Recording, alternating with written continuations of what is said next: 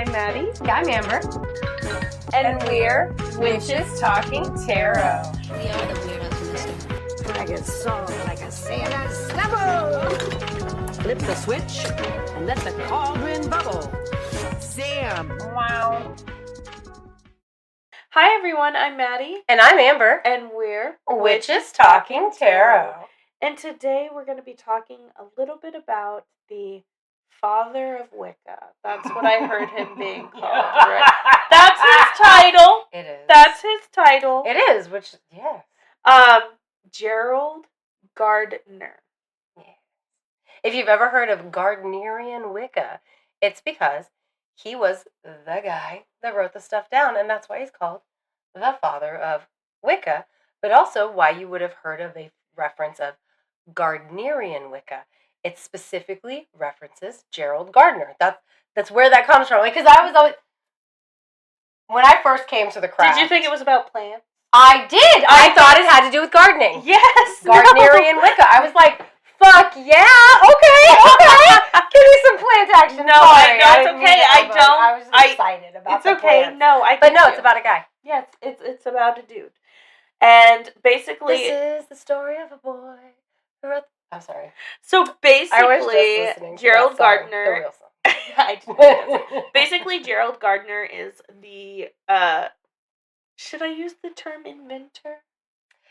Writer. I would say writer because he claims that he was writing down previously, and we'll get into how it was debunked, and later we'll get into things that were debunked, but that's a different episode. So Gerald Gardner grew up in a pretty wealthy, at least middle classes. I would say his family was wealthy in and of themselves. If you can afford to send your ill child and governess abroad for the purposes of this child's health. Because, his mother was the second wife of this guy. Did not mention the death or divorce of the first wife. But, truly, it just didn't mention the guy's first wife. But then he went to this other place on a work assignment while he was still married to this other lady. And he met the mother of Gerald. And they had a son named Harold. And then they had another son. And then they had Gerald. Is it just me? No hate to the Gardners. Is it just me? Is it weird to have a Gerald and a Harold? I think so. I do when think you so. pick, oh my god, my phone's not on silent. What? Sorry, guys. I think it's weird. Unless they're twins, maybe. I went to school with a twin set. They were named Never and Always. They really were. They really were. Who would name their last... As a hippie ass loving person, what kind of hippie ass No, shit guess is what their that? last name was? Right. I'm not kidding. Poor Never. I know! What the fuck? Who does that? Bullshit! Who fucking does that? You should have named me Left, not Never. Fuck you. Left, right, and always right, but not never right. I know. That's bullshit. I know, it was definitely that's shitty. harsh. But so I Never wasn't planned. He was the surprise.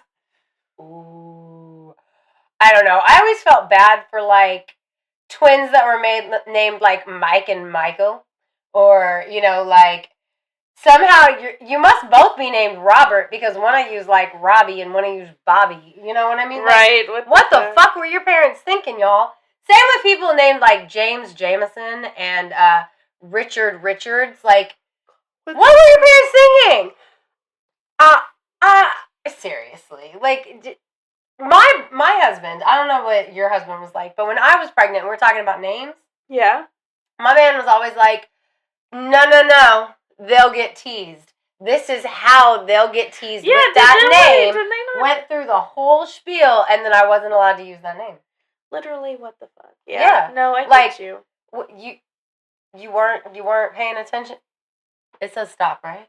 No, it does. It does say stop. Oh, okay. Sorry, I can't fucking see. No, you're good. I'm I think it's the light. I know. My eyes are kind of blinded, so I took my glasses off, and I still got a little bit of a thing.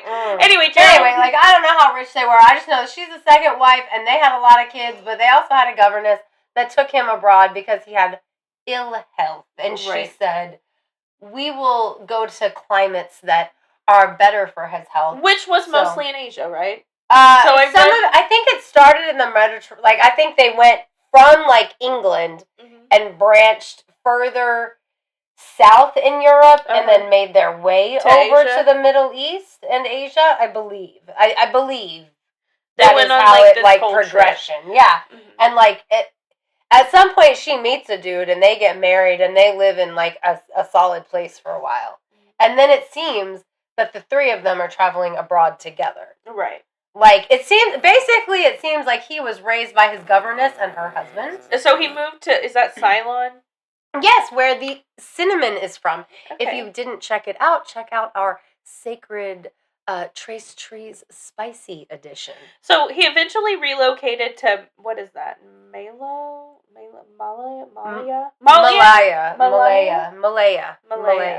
Malaya, where he worked as a civil servant. So he was like a British civil servant. Yeah, he was a capitalist. He was like, I got to find a job because daddy won't fund me. He was actually, had like left a job and then found out his dad had ended his inheritance or cut him off. That's rude. And so then he had to like go get another job. Damn. And he wasn't a horrible person because when he saw these companies taking advantage of the locals as their like surveyor, or maybe it wasn't always a surveyor, he had multiple different positions, but like he would do stuff for the people. Like he would make sure that he didn't completely destroy their place that they lived. And I thought that was really great because there's a lot of civil servants that are like, I don't give a fuck, it's just my paycheck, you know? Right. And like he at least, like he was really interested in their cultures. He was very interested in their primitive weaponry, and he liked to learn from them. So I'm sure he was like, this is how we can have like a reciprocal relationship. You've been teaching me, I'll help take care of you and or kind of teach you the ways of these guys so you can protect yourself. Like that was kind of the vibe I got from the way that he interacted with them, because like he was not learned. He didn't go to school, he didn't go to university, he had no schooling whatsoever. But he was kind of like one of those people that teaches himself as he goes through life. Right. So he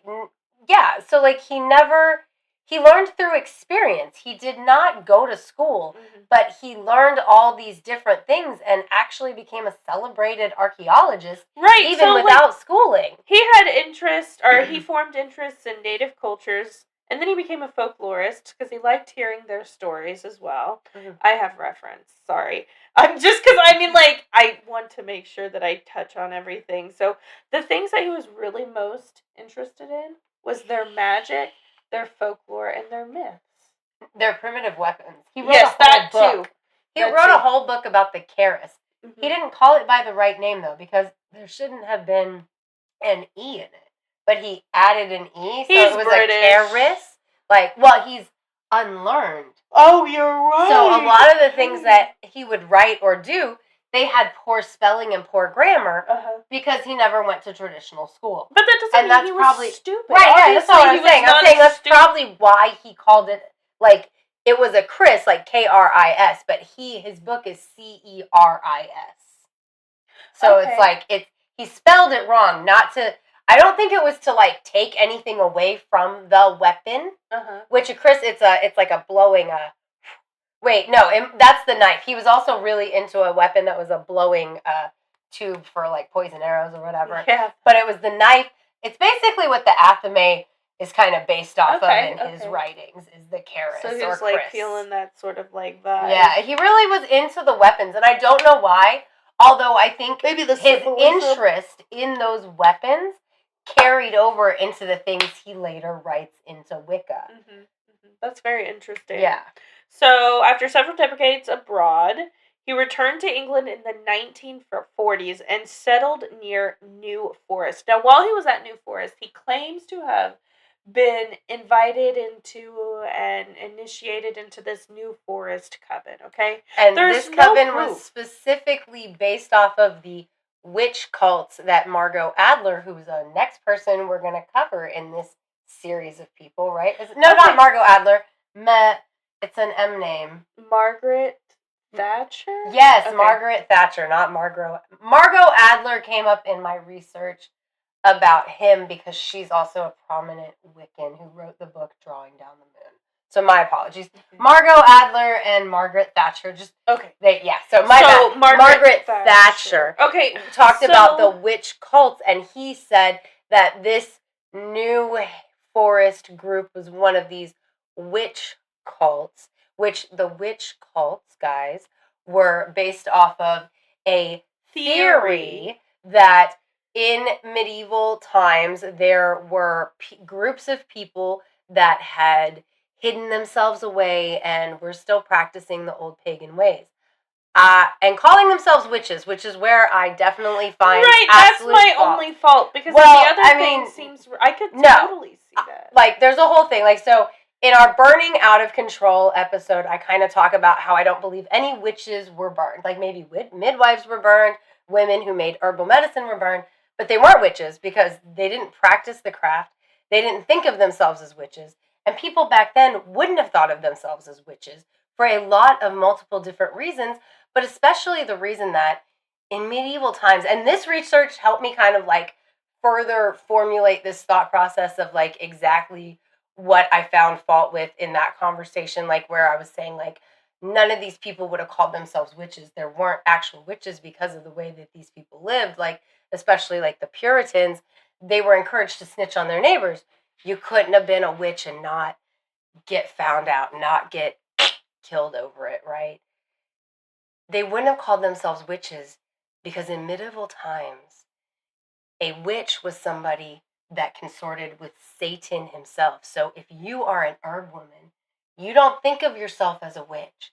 Even if you follow the old pagan ways, even if you know the stories of Odin, or you know the stories of Veles, or you know the stories of Thor or Demeter, you don't think of yourself as a witch, so you wouldn't have called yourself a witch, so you wouldn't have been one of these self-proclaimed witch cults in medieval times.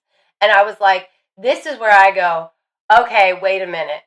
This witch cult thing, this is where I start to not believe, because obviously we went through all these different religions. He was a member of the Rosicrucians. He went to different like esoteric churches.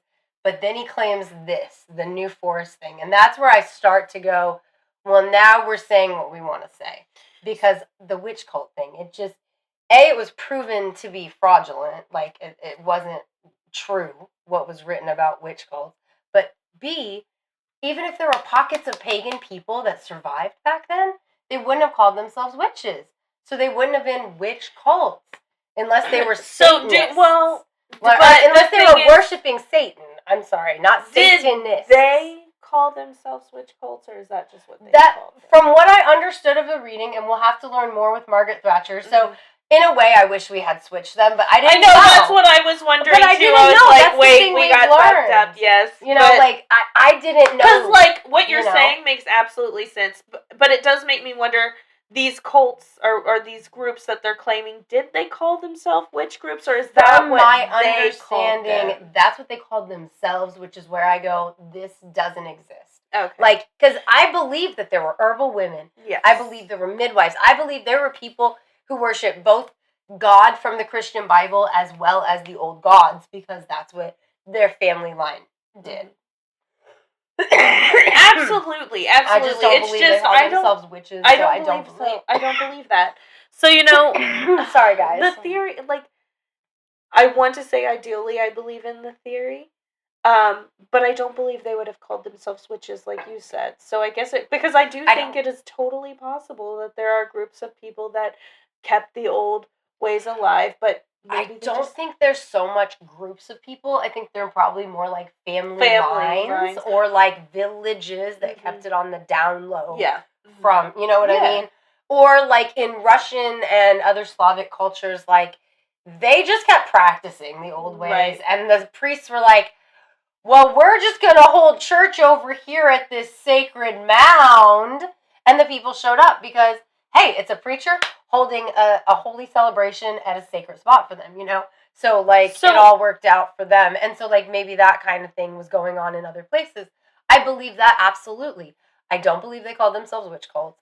I don't don't believe believe that this New Forest group was a witch cult of So here's knowledge my passed thought. down from cult to cult to cult. Like, I think they were a group of people that wanted to be special or different, or he made them up. I'm not positive. So I think that they existed, but I think it was a situation very similar. The vibes that I'm getting are, when you're in middle school. That's what I mean. Yes, That's you're what I in mean middle by school, or they you're wanted to in be high special. school. They wanted to be different because they're like, I'm the high priestess. Like the other group of people that he was with, like the brother and the sister, like all of a sudden I'm blanking all of these external people's names because like there's a lady named Doreen Virtue. Doreen, she's very, very, very.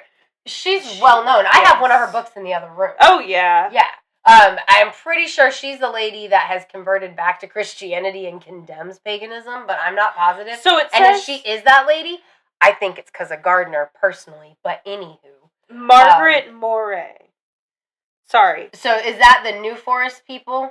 No, it says, because there was a brother Gardner and a believed sister. that witchcraft being practiced by the group was holdover from pre-Christian witch cult, much like the described by Margaret Moray. So who the fuck is Margaret Thatcher? Wait. We said I think that's wrong because isn't Margaret Thatcher the lady that was debunked? This is the Egyptianologist. Yeah, okay, Margaret Murray.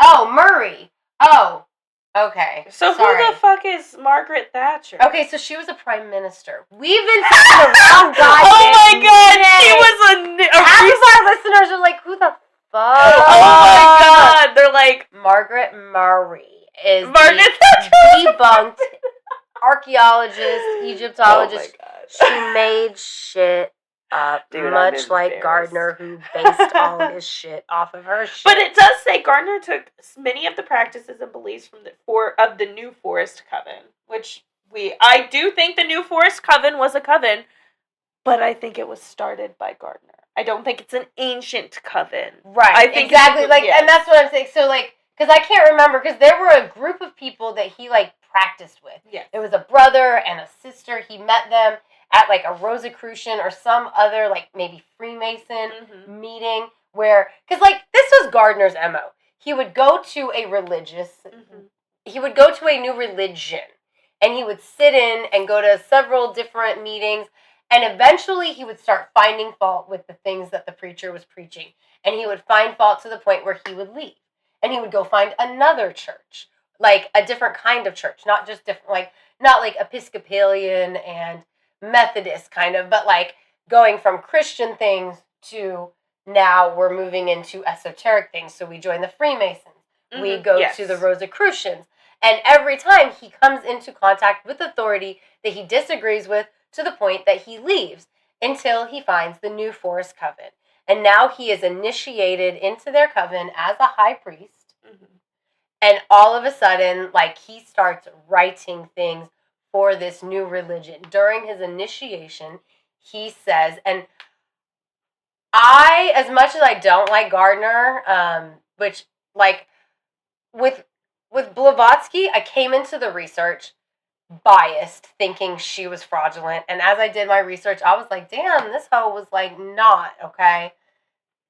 Aleister Crowley, because I'd gone into the Blavatsky research biased, I was curious if I was going to find out some of the rumors about him to be true, the things that I knew, and they were not. The things that I had heard about him were absolutely not true, per what I could find about him. And, a lot of things seem to be conflated about him, so, that was not fun. But, I came into it unbiased. And with Gardner, I just put everything out of my mind that I think or know about him and started doing the research. And unfortunately, everything that I learned kind of reinforced the foundation of me being off-put by Gardner and his writings. And he basically comes into this initiation and he says that he hears Wicca and Wiki, and one means male and one means female, and he understands all these things about religion. I don't like him as an individual, and I'm not saying this isn't possible, but I also don't think that Gardner himself was spiritual enough to have that kind of a revelation from the universe. I think it's totally possible.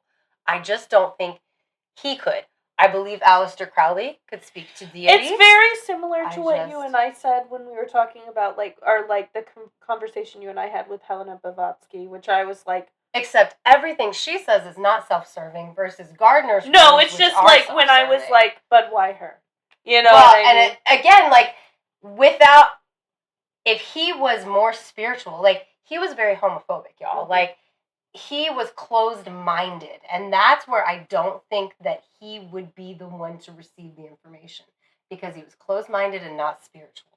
I think that other people who are spiritual, like I said, like, these experiences I'm not discounting. I believe they're completely possible. Mm-hmm. I believe Aleister Crowley talked to an Egyptian god. I do.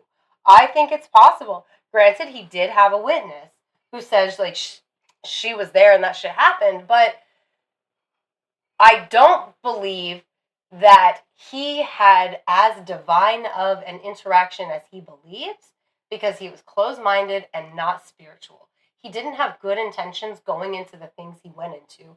He went into things self-servingly. And that's the difference between Gardner and Aleister Crowley and Helena Blavatsky from the research that I've been able to do on these guys, because Gardner was not about helping the wider humanity.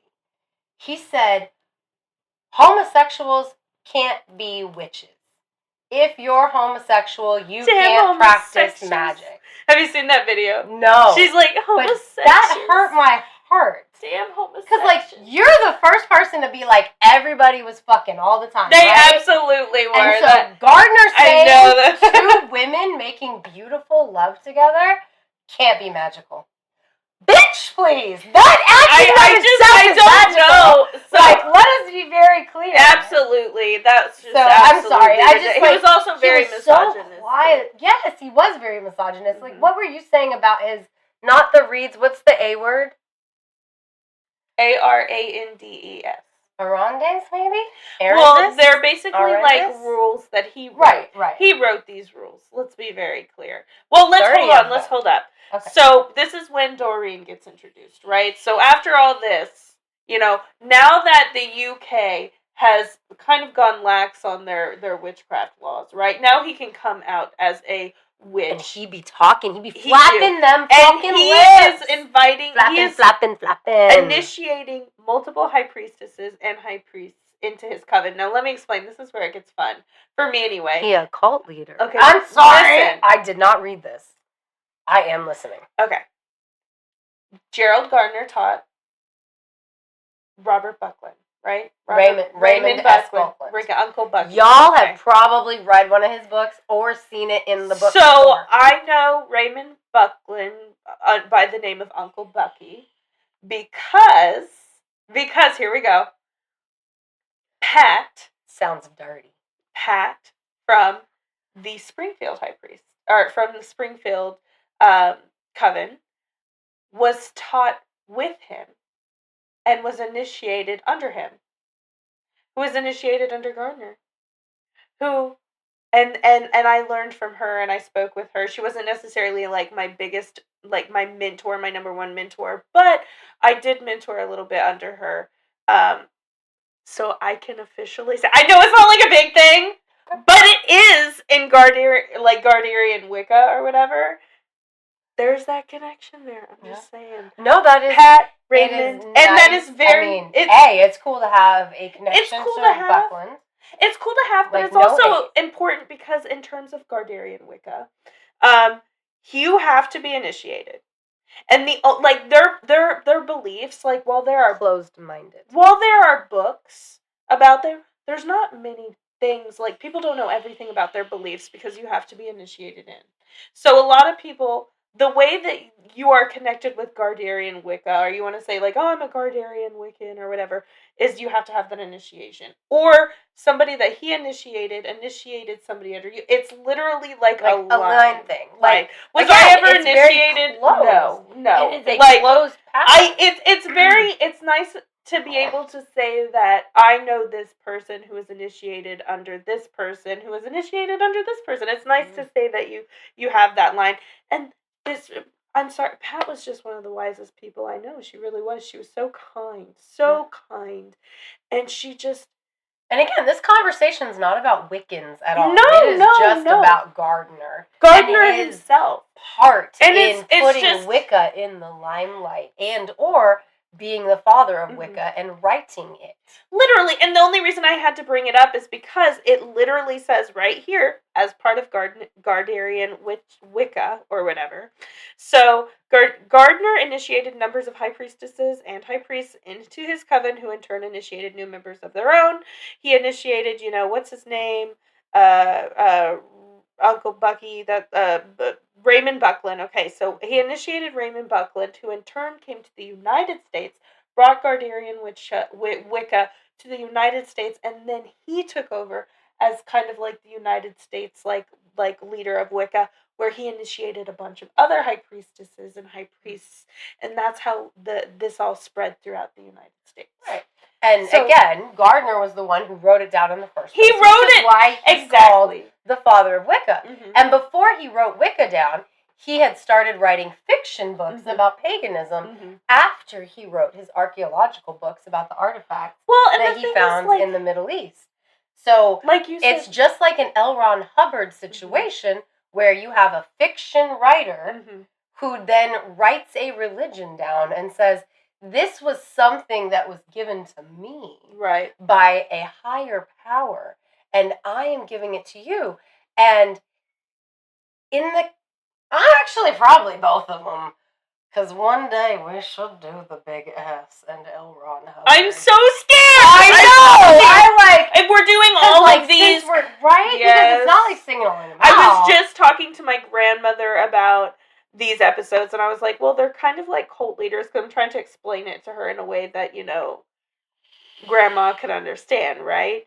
And she mentioned, well, are you going to eventually talk about them? She mentioned that today, and I was like, I'm scared. That's funny, because I was thinking about that today, because as I was reading it, he just kept reminding me of Elrond so much. I was like, we're going to have to get that in this series, because just like Aleister Crowley, and just like Anton LaVey, and just like Robert Gardner, L. Ron Hubbard wrote down him a religion. And them people's a scurry. But I was so confused. I was like, we haven't done an episode on him yet. Who the fuck are you talking about? Oh, heard with the... Okay. Yeah. I'm scared. Anyway, we're going to try and work up getting the balls to get it. But regardless, I am going to bring him up in this episode because the research on Gardner reminded me of learning about L. Ron Hubbard in the first place. And it's like, he wrote down these rules that were self-serving. He's flapping his lips everywhere, and his group says, hey, you said we all have to be secretive. You're out there doing news interviews. That's where Doreen is like, we need to not be doing these interviews. We need to not be doing this. This is not cool. We should be that's when he said, well, I have 30 rules for you that say it's fine for me to do this. And he busts out the 30 rules for his... The next day. Alondres or Alandare, whatever that word was. I don't have them with me. I'll have to go get them. Andares or whatever. But, yeah, and that is when she parted ways after he did that, because she was like, these rules are bullshit. This is just for your benefit. Well, and like you said, high priestesses had to be young, right? Yeah. And didn't they have to have sex with him to enter the coven? No. I'm pretty sure that's just a rumor. Or did you read that? I've read that before. Okay, but I'm pretty sure that was a rumor. I don't think that was true. I couldn't actually find his 30 rules written down anywhere. And there is given away all of my books on Wicca because I'm not a practicing Wiccan, so for PPD, every year I put a couple of books I don't read in the book sales. And all the ones that I get rid of have to do with Wicca because it's not my practice. So I'm like, let somebody else benefit. Because they're like $50 books, I have the big ass encyclopedia of Wiccan spells and stuff. It's either by Gardner or Buckland. I think it's by Buckland. Okay, yeah, I didn't think so. It says there's no no evidence or credible source that he had sexual relations with this high priestess. Okay. I didn't think so. See, but like the fact is, And that I think that's why we do these episodes. Though, well, to and I get think the that rumor rumor separated. stems from the fact that there was so much nudity in Wicca, because there is so much nudity. And that makes sense, because as he's trekking the globe looking for that help, they did wind up on a nudist colony. Right. And he did live a nudist lifestyle. And it is really good for you. I don't remember what episode we talk about it in, but I talk about how, you know, the very fibers that we wear can block our energy. You know what I mean? So from a spiritual perspective, I'm totally with it on the Skyclad. And even just from a nudist colony life perspective, I get why you'd be like, it's better to not have clothes on. I do too. Even if it has nothing to do with the vibrations. I guess I would say, and I'm going to say it, like, because we are, I guess, coming up on when we need to close. If you are, in pop culture, the best representation of Wicca, actual Gardnerian Wicca that I have seen is the Love Witch, truly. Like, truly, like, when she is with her coven, the whole him kissing her here, and her feet, that's real. That is the five, because it's here, and then each foot, I believe, and that represents the star or something like that. So, I mean, like, that's really cool, but it's also very Catholic-y. It's very ceremonial, ritually. Yeah, yes, but that's it part is of the. like, I mean, that's like 3 It really out of the 4. No, it really is. Well, I had to do it like the star, like this. So yeah, like I had to do it to like. No, I get you. I'm just saying, like, no, because, but just those 3 points. Yeah. That's 3 out of the 4 on the Catholic crossing yourself. I just think that's interesting. No, it really is interesting because, like, I was very uncomfortable by those scenes in the Love Witch. They very accurate. They were very accurate in the nudity. The nudity in the sky-clad rituals, very accurate. Most of the rituals that they did were very accurate. The high priest being It'd be one thing if everybody was naked, but like she was the only one that was naked. Everybody else had a robe on. No, the one scene. Listen, the one scene where they did like a sacrifice thing and he had sex with her. That strictly stems from those rumors. I understand why they added it because of those rumors. I was just thinking about the kissing part. Oh, everybody else had robes on. She was the only one that was naked. It's one thing if everybody's naked. It was the only one that's naked. The person that did that movie did so much research. They did. I'm not knocking it, but it was just like.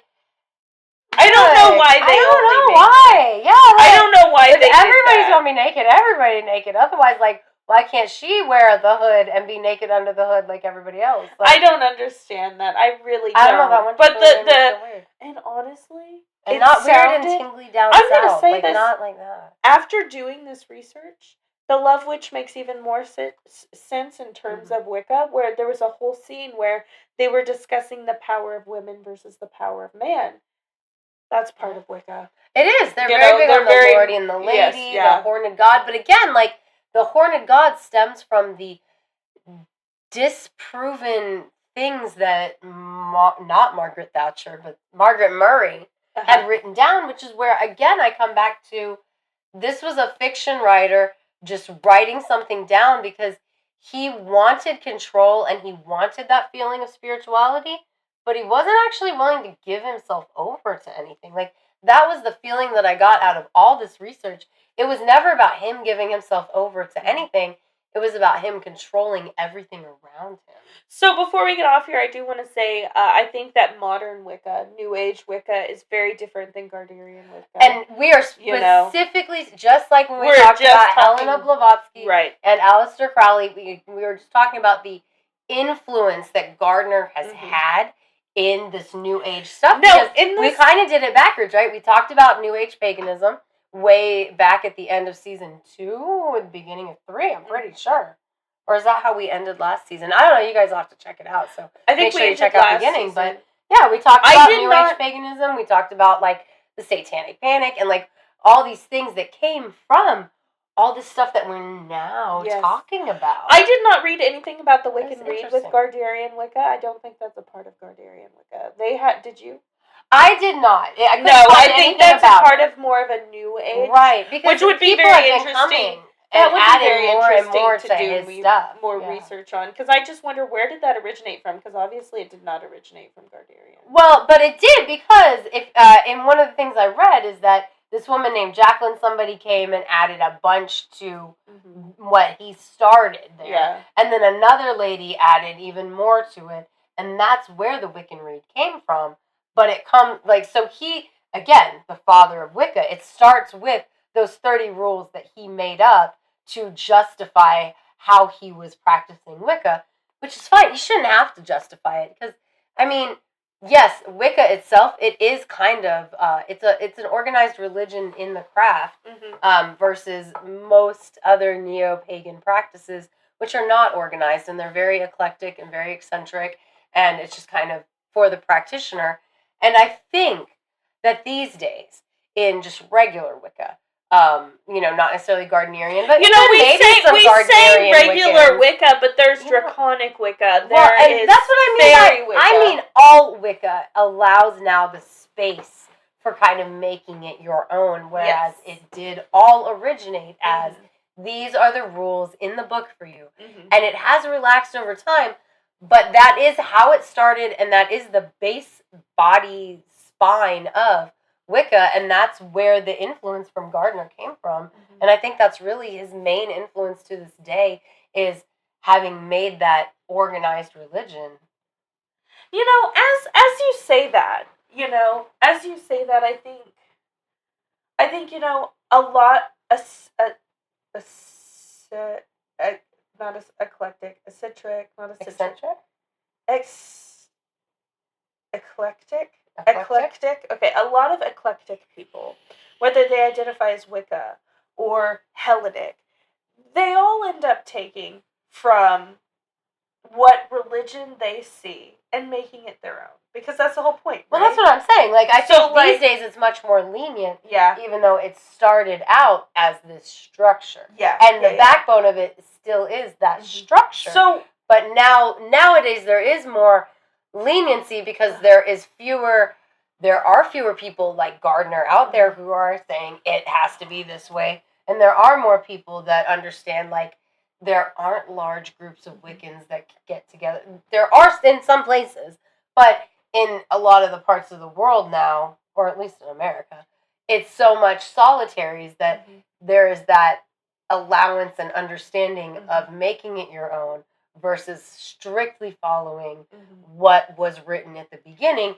even though that's still the backbone of it. Right. Well, and so with that being said, I guess I would take, New Age Wicca, and that's New Age Wicca as a whole, draconic, fairy, everything.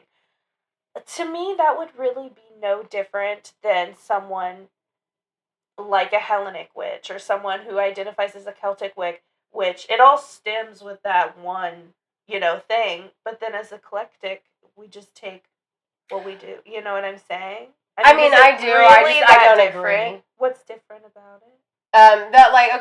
With a Celtic path per se, there wasn't anything written down as this is what you have to do. Wicca is an organized religion, even if it does allow for the eccentricities or the eclectiveness that most other pagan paths just are made of. It's an organized religion, and it has these specific things, and as you have said, in multiple instances, like, you have to be initiated. That's part of Wicca. You have to be initiated. That right there, that's a closed path. So I mean, it's an organized religion, and it's a closed path. Right. I mean, that's all I mean, is like that backbone is there of that, whereas with like Celtic witchcraft, like you mentioned, it doesn't have that backbone of that.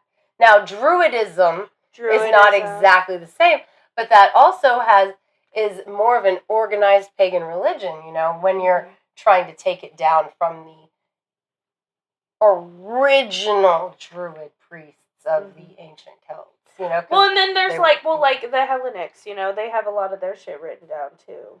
But they don't have an organized religion in the same way that Wicca does, because the Hellenics don't have any rules for how you're supposed to practice.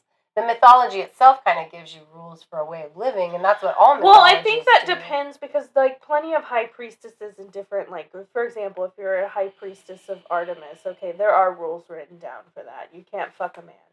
You know what I mean? Or it's not, they turned their back on men so that they could work with Diana or Artemis. You know what I mean? But so that's they not have the same that as the organized religion like Christianity's and like Wicca is an organized religion like Christianity's an organized religion. Whereas like when you're talking about being a high priestess of Artemis, I don't know that falls under that same, you know. I just mean it also has rules as well, you know what I'm saying? But I mean there are rules to a lot of different things, but like there's the organized religion versus not an organized religion, and that's all I'm talking about with that backbone and the spine, because the other things like they're not an organized religion to start out with. So, well, I mean, I guess what do you guys think about there are people who identify as like Christian witches or Christian pagans or Christo pagans. So I guess that would be a better comparison then, right? Yeah, I would. Okay, I would definitely, you would think so because they both, or people who identify as Hindu witches. Hinduism is an organized religion, right? So I guess I get what you're saying, but it's definitely not as big as the big three. Right, it's not. It's definitely not an Abrahamic religion, but it's still an organized religion. But I mean, you know, it is what it is, and everybody's entitled to whatever they choose to practice these days, which is the beauty of living now. Let's hope. Fingers crossed. But what do you guys think of Wicca? I'm very curious. How many of our listeners are Wiccans, and how many maybe started out with Wicca, or that's where you learned your first anything about the craft? Which Wicca itself is sometimes referred to as the craft. Gardner himself referred to it as the craft at the very beginning. I think Wicca is a translation. What is the when he got his initiation into the New Forest is where he came with the words Wicca. I thought it was like a German word. From what I read about Gardner's life, that's when he came up with Wicca. It was during the initiation he heard the words Wicca and Wiki. So one was like Wicca and one was Wicce. And the one that ended with E was feminine, and the one that ended with A was masculine. They both meant like. It's Old English, pronounced witcha, and it referred to a male practitioner of witchcraft or magic, but was later popularized by Gardner. So he didn't create the name. That makes this so much richer. Exactly. Because he presented it in, like, the thing that he wrote as, like, it just came to me. Okay. That's fun. I did remember learning that way back when we did one of the tree episodes, actually. Yes. But I had forgotten. And so when I read that in his little thingy, I was like, oh, okay. So that's where he named it Wicca from. That's kind of even funnier. Well, now I'm like, what was it? What did he call the girls? Wiki? No, yeah, with an E at the end. It's the same word, E at the end. But what do you guys think about Gardner? What do you think about Wicca? Oh! Do you make a distinction between Gardnerian Wicca and the other kinds of Wicca? No, it's fine. But yeah, so.